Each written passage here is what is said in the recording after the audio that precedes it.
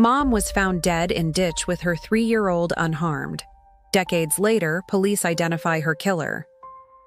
Police now believe Fred Allen Lienemann killed 26-year-old Phyllis Bailer in early 1972, but they aren't able to charge him.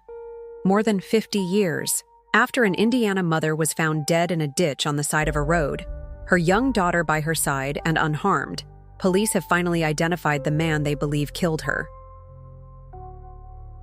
On April 16th, Indiana State Police announced that forensic genetic genealogy led them to identify Fred Allen Lienemann, the Grosse Pointe Meek man they claim killed 26-year-old Phyllis Bailer in early 1972, according to a press release.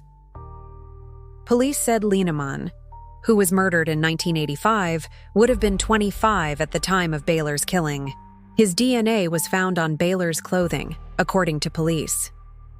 Bailer went missing on July 7, 1972, while traveling with her 3-year-old daughter from Indianapolis to visit her family in Bluffton, more than 100 miles away, according to police. Bailer left around 8 p.m. that night, but never arrived at her mother's house. The next morning, around 10:30 a.m., her car was found abandoned on northbound I-69 in Grant County. An hour later, a passing driver found Bailer and her daughter in a ditch on the side of the road in Allen County. Bailer was dead, but her daughter was unharmed, police said. An autopsy showed Bailer died of a gunshot wound and determined she had been sexually assaulted, per the release.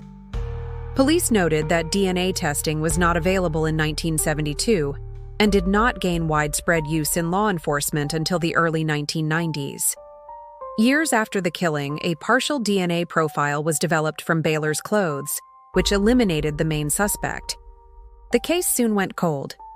As DNA testing improved, the Indiana State Police Laboratory was able to develop a much stronger DNA profile in 2024. The Indiana State Police Cold Case Team and the Allen County Police Department began working with Identifinders International, a forensic genealogy company in California, founded by Colleen Fitzpatrick, the release states. Forensic genealogy was utilized in conjunction with the DNA profile, and the killer was identified in early 2025. Police said Lienemann had no known connections to Bailer but had a criminal history, including car theft. They also said he was born in the Anderson, Indy area, which is roughly 40 miles from Indianapolis. Want to keep up with the latest crime coverage? Sign up for People's free true crime newsletter for breaking crime news, ongoing trial coverage, and details of intriguing unsolved cases. During their investigation, police said they learned that Lienemann was murdered in Detroit in 1985. In the press release, police shared a May 1985 newspaper clipping from the Detroit News, which reported that 2 men had been charged with murder in connection with Lienemann's beating death that April. He was 37. According to the clipping, the 2 men were accused of beating Lienemann with a baseball bat and setting his body on fire in a dumpster. Indiana State Police said, if Lienemann was still alive today, the Allen County Prosecutor's Office would have charged him with Bailer's murder. Identifinders is proud to have supported the Indiana State Police with bringing long overdue answers to Phyllis and her family, police said.